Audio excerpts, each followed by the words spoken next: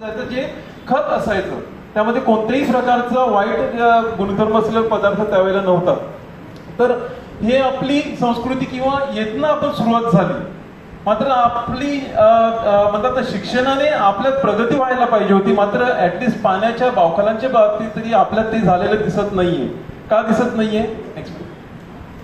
आता आपण म्हणतोय आणि 1990 पासून फादर फ्रान्सिस डिब्रुटो यांनी जे काही पाणी आंदोलन उभारलं, हंडा आंदोलन झालं, त्यावेळेपासून पाणी खराब झालेलं आहे हे पाहिलेलं होतं. त्यावेळेला त्यांनी एक आयोग नेमलेला होता, कुलकर्णी काहीतरी त्या समितीचं नाव होतं, आणि त्यांनी सरकारने नेमलेली कमिटी होती आणि त्याने दिलेला जो काही अहवाल होता त्यामध्ये त्यावेळेला 1990ला विरार वसई ईस्ट पासून वेस्ट पासून अर्नाळापासून ते अगदी रानगाव पुणेपर्यंत सर्व पाणी वेगवेगळ्या गावामध्ये तपासलेले होते.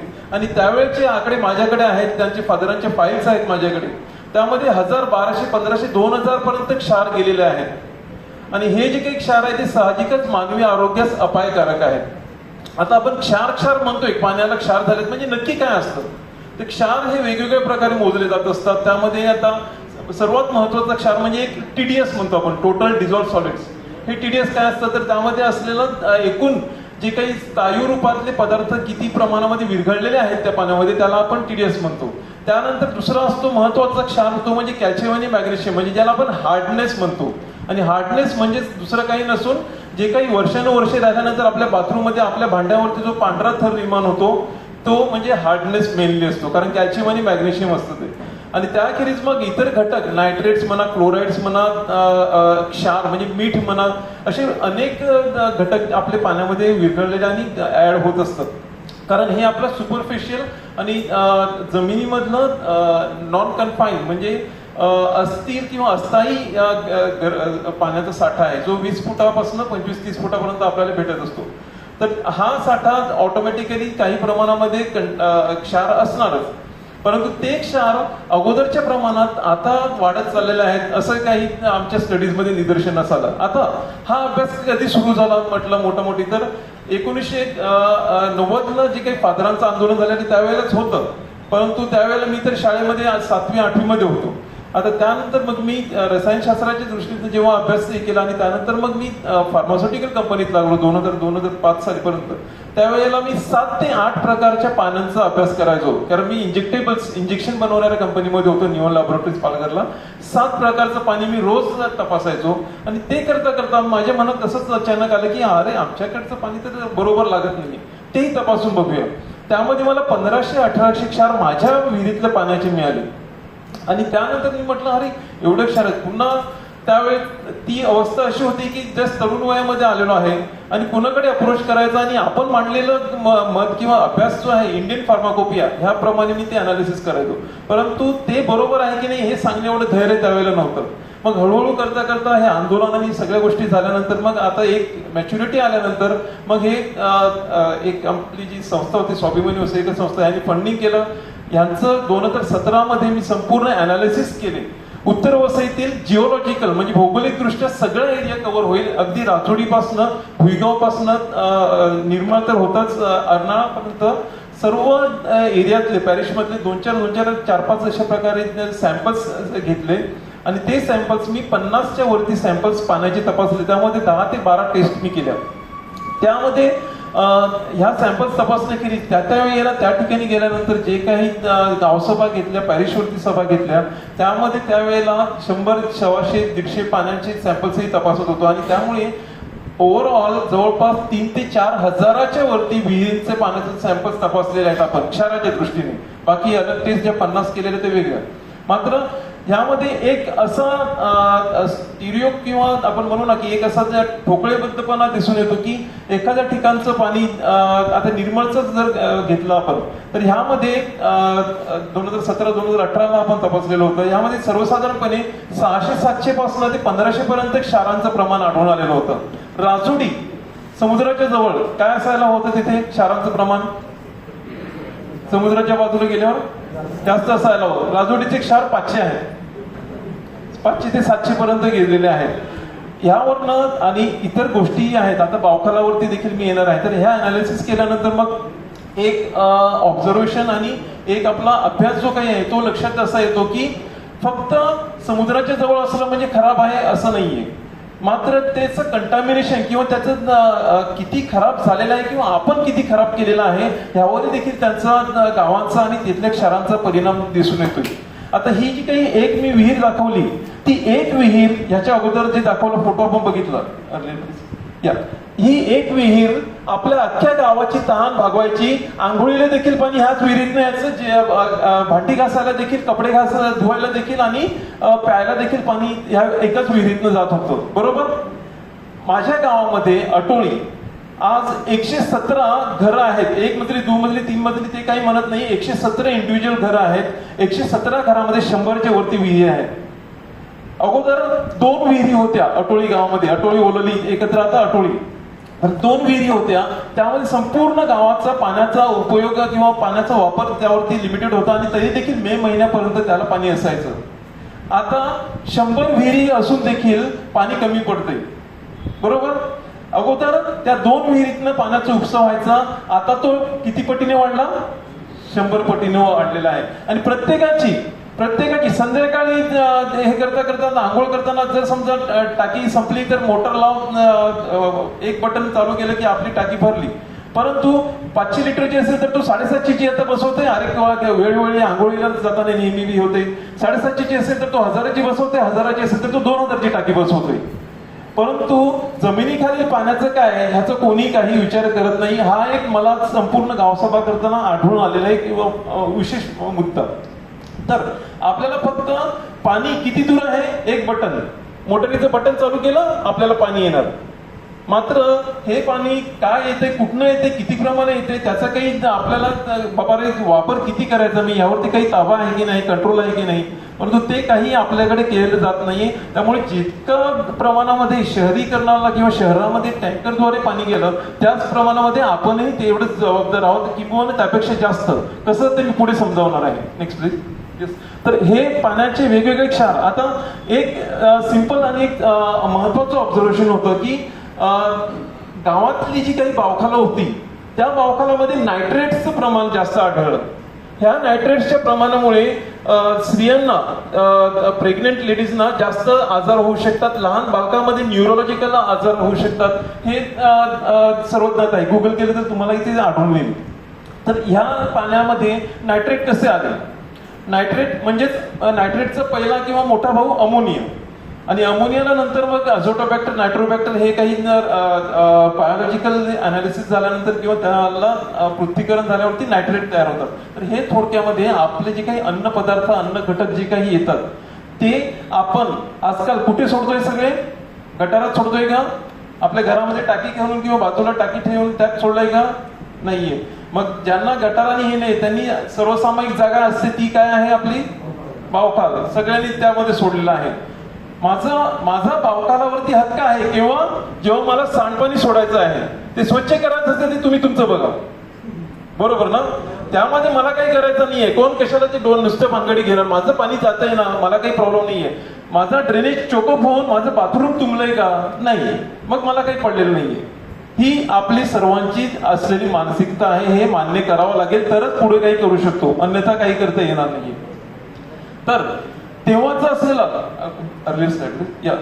असलेलं बावखाल काही अशा प्रकारचं होतं का? बरोबर. ज्या वेळेला आजूबाजूला फक्त नारळाचं झाड, चिंचेचं झाड, भेंडीचं झाड किंवा नेवर वगैरे असे असायचे आणि त्यांचा पाचोळा पडायचा आणि ते अशा प्रकारे आपलं बावखाल असायचं. आणि त्याचं रूपांतर आपण काय केलंय बघा, कचरा पेटी आणि घाण यामध्ये केलेला आहे. अगोदरचं जे बावखाल होतं त्यामध्ये एक लक्षात घ्या, त्याचा सरफेस एरिया जास्त होता. आपण आजूबाजूने सर्वीकडनं बांधकाम म्हणा किंवा अशा प्रकारे हे टाकलेलं आहे, बाजूला भिंत झालेली आहे, आपला कचरा आणून टाकलेला आहे. ह्यामुळे त्यावरती बायोफिल्म तयार होते. पाण्याचा ऑक्सिजन, हवेतला ऑक्सिजन पाण्यामध्ये जायचं आणि त्यामुळे त्यातली जीवसृष्टी वाढण्याचं प्रमाण बंद होते. H2S हा गॅस त्यात तयार होतो आणि त्यामुळे मग संपूर्ण पाण्यातली बायोडायव्हर्सिटी किंवा जीवन बंद किंवा मरून जात असतं. तर हे सर्व आपण करत आहोत. Next please. आता बाजूला हे आमच्याच गावातलं चित्र आहे, मात्र हे वास्तव प्रत्येकाच्या गावामध्ये आहे. बरोबर. तर हे अशा प्रकारे कोणी भराव टाकते, कोणी बांधकाम करते, कोणी कॉन्क्रीट करते, कोणी आपला आणलेला कचरा तिथे टाकून देतोय. मात्र त्याचं पुनरुज्जीवीकरण करायचं, त्याला आपल्याला रिस्टोर करायचं आहे असं कुणाला वाटत नाहीये. मी 2-3 वेळेला काही 2-3 गावातही आणि आमच्याही ठिकाणी मी मांडण्याचा प्रयत्न केला.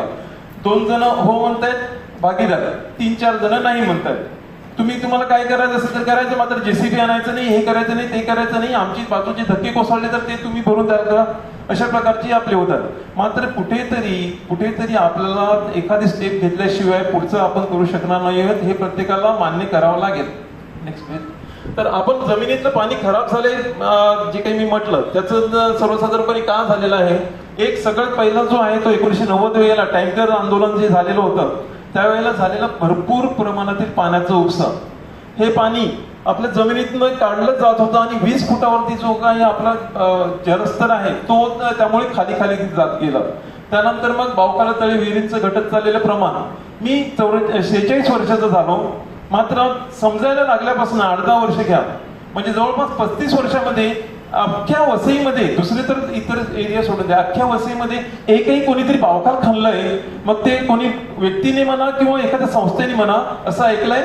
मी नाही, तुम्ही नाही ऐकलं. मात्र मी स्वतः लास्ट पर्यंत आता 25वा एक ऐकलंय. 25 बावकाला बुजवल्याची मला माहित आहे. मी नेऊन जागेवर तुम्हाला दाखवू शकतो. बरोबर.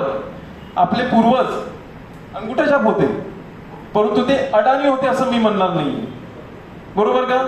त्यांना त्यांच्या रोजगारीत लागणाऱ्या गोष्टींचं त्यांना माहित होतं आणि त्याप्रमाणे त्यांनी मग ती बावकाला खाल्लेली होती, जेणेकरून शेवटपर्यंत तुमच्या विहिरींना पाणी राहणार. पहिला 8 ते बावकाल आणि नंतर मग जर दुष्काळी अवस्था आली तर 8 ते ती विहीर. कारण बावकाल हे विहिरींना पाणी पुरवण्याचं काम करत असते आणि ते जर राहिलं तर तुमच्या विहिरींना पाणी राहणार आहे. आज आपण घरातनं पायरीवरनं पाय खाली दिला की रोडवरती जायला पाहिजे, रोडवरनं पाय दिला की कुठेतरी कॉन्क्रीटवर पडायला पाहिजे आणि कॉन्क्रीटनं पाय दिला की आपल्या बिल्डिंगमध्ये किंवा आपल्या घरामध्ये जायला पाहिजे. कुणालाही पायाला माती लागलेली चालत नाही. हे जे पाणी आपल्या जुन्या घराची कौलारू घरं होती त्याच्या आजूबाजूला आपली काय होतं, सर्व कॅचमेंट एरिया ह्या होत्या. संपूर्णपणे तुम्ही तुमच्या स्वतःच्या घराचा विचार करा, जुन्या घराचं आणि आता नवीन घराचं. मला आजूबाजूला साप आला नाही पाहिजे, तिथे काही माती नाही, चिखल नाही उडाला पाहिजे माझ्या घरावरती, बांधकामावरती एवढं खर्च केलाय. परंतु आपण पाणी जमिनीमध्ये जावं यासाठी काय करतोय? काही करत नाहीये. छपरावरचं पाणी काही जणांनी केलंय, मात्र तेवढं पुरेसं पडत नाहीये. Next please. तर पाण्याचा दर्जा सुधारवला पाहिजे आणि पाण्याचा दर्जा सुधारवण्यासाठी वेगवेगळे उपाय आहेत. आपण म्हणू की महानगरपालिकेवरती आंदोलन केलेलं 2009 साली आपल्याला महाराष्ट्र जल प्राधिकरणाने 20 MLD पाणी गावांसाठी 69 गावांची पाणी पुरवठा योजना मंजूर केली आणि ती पाणी पुरवठा योजना अंमलात आणायचं काम 2008 साली त्यावेळेला असलेल्या वसई विरार नगर परिषद आणि 2009 साली तिचं रूपांतरित झालेलं महानगरपालिकेमध्ये त्यांना दिलेलं होतं.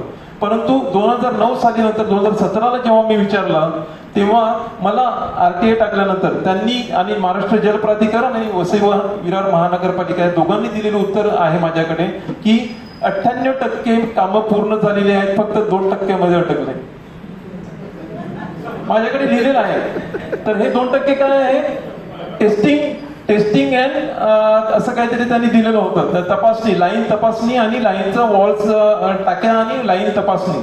तर हे 2% लिहिल्यानंतर माझ्या मनासमोर जसं तुम्हाला प्रश्नचिन्ह पडला तसं माझाही प्रश्नचिन्ह पडला. तर नक्की म्हटलं हे 2% कशाचे आहेत परत. आणि 2017 नंतर 2024 संपलं, 2025चे 3 महिने भरत आले, अजूनही ती अवस्था अशीच आहे.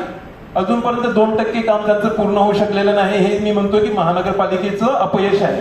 परंतु 2009 पासून 2024 पर्यंत आपण तेथेच किंवा त्यांच्यावरतीच अवलंबून राहणार आहोत का?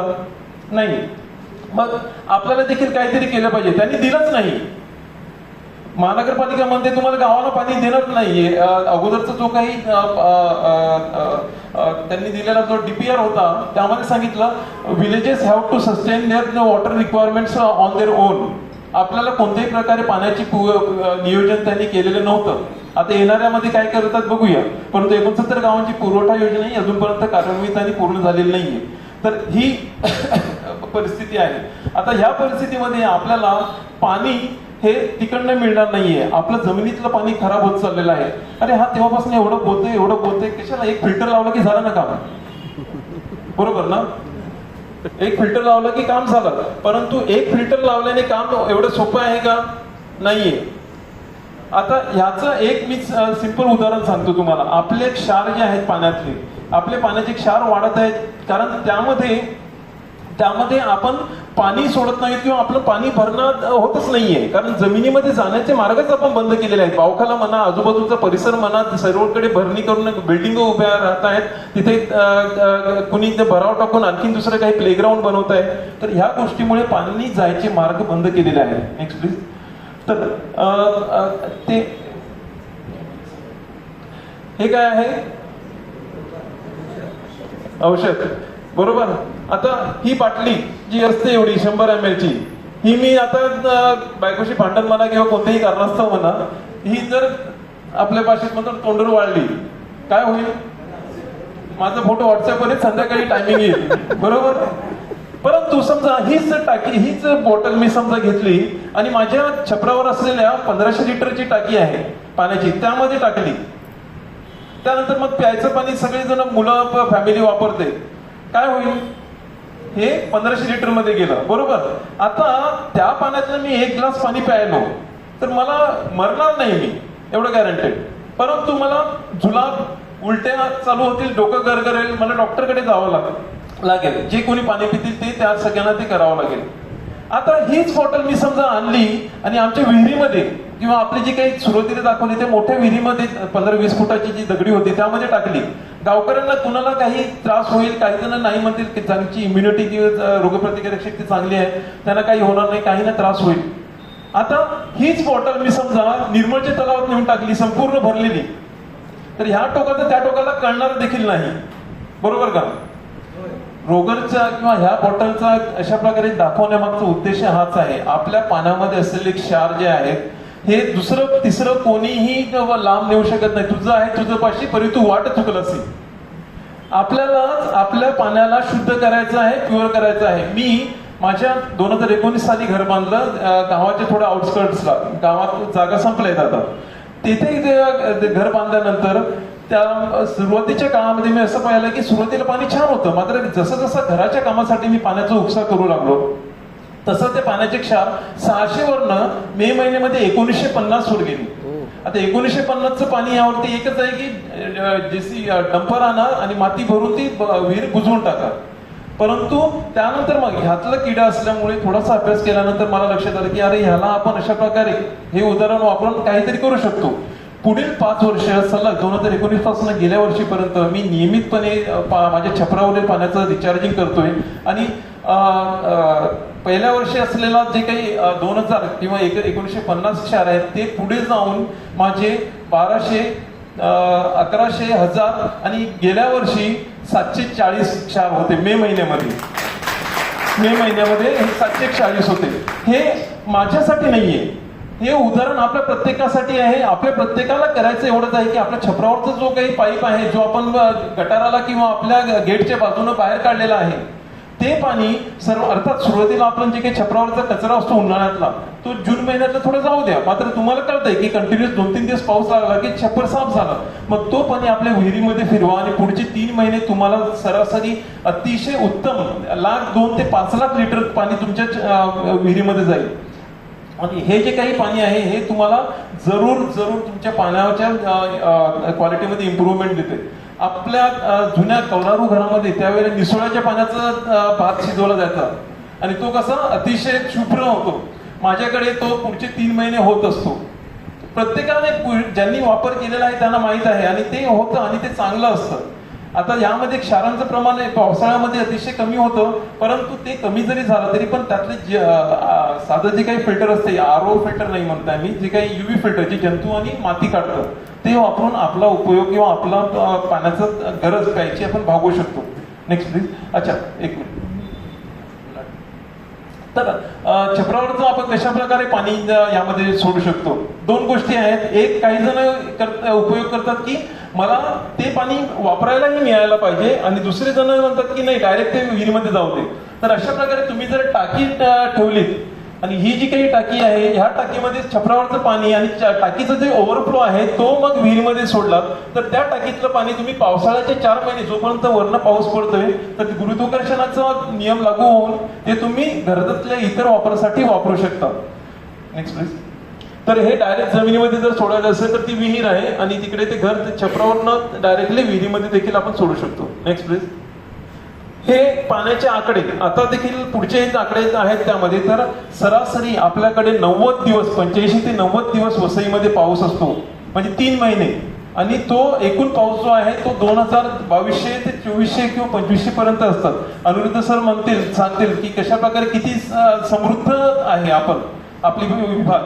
तर ह्या एवढ्या पाण्याचा वापर जर आपण केला, नियोजन जर केलं, प्रत्येकाने जर ठरवलं की बाबा माझं तरी मी करेन, बाजूचे कोणी केलं तर उत्तमच आहे. Next please. तर आपण ही अशी वेळ येईपर्यंत वाट पाहणार आहोत का? सचिनने दिलेली स्लाइड आहे, इंटरनेटवरही मला वाटतं उपलब्ध असेल. मात्र सचिन जेव्हा विविध ठिकाणी व्हिजिटला जातो, त्या ठिकाणच्या अवस्था आणि त्या ठिकाणी होणारे प्रॉब्लेम्स तो शेअर करत असतो. तर अशी अवस्था येईपर्यंत आपण वाट पाहू नये. Next please. तर हे नालासोपारा ईस्टला सर्रास चालू आहे असं. तर आपली नालासोपारा ईस्ट आणि विरार ईस्ट सारखी टाकीपाडा आणि ह्या रोड सारखी मनवेलपाड्यासारखी अवस्था होऊ नये, एवढंच एक माझं म्हणणं आहे. तर जास्त काही यामध्ये सांगत नाही, सिंपल आणि जे काही आपले ऍक्च्युअल मुद्दे होते आणि मी अनुभव घेतलेला ते तुमच्या समोर मांडण्याचा प्रयत्न केलेला आहे. कोणाला प्रश्न असतील तर मग ते विचारू शकतो. थँक्यू.